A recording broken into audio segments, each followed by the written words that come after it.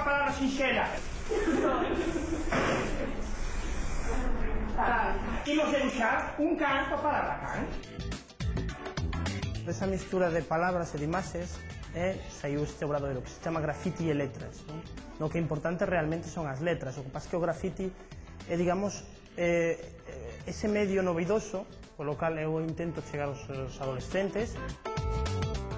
Collemos 2 ou 3 folios para cada grupo, escribimos unha lista de palabras en galego que nos guste a cada un. A mí me gusta Badalada porque se poden facer moitas cousas con ela, é unha palabra que me encanta, entón elixo Badalada, vale?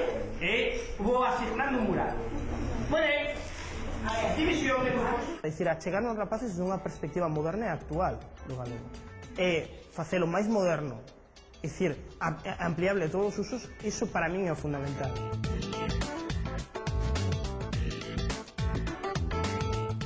E nada, lembrade que co galego e cos palabras podemos facer moitísimas cousas, que todo depende, como dixo un antes aí, é que hai que botar a imaginación. Justamente. Ben falado. O lugar onde medran as silvas é a Silveira. un neno ao que lle gustan moito as larpeiradas, dicimos que é un...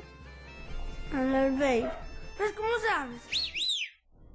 Hoxe o ben falado chega ao número 100.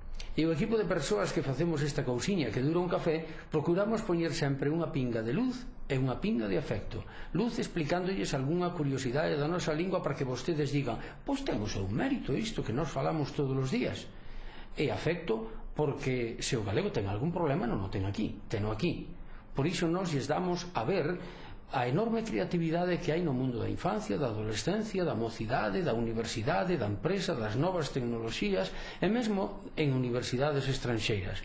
Voulles pedir unha cousa: pregúntense todos os días: isto que eu estou a facer non o podería facer en galego? Seguro que sí. Se responde que sí e o fai, vostede estará axudando a que a lingua galega teña 1000 primaveras, que é o que nos buscamos.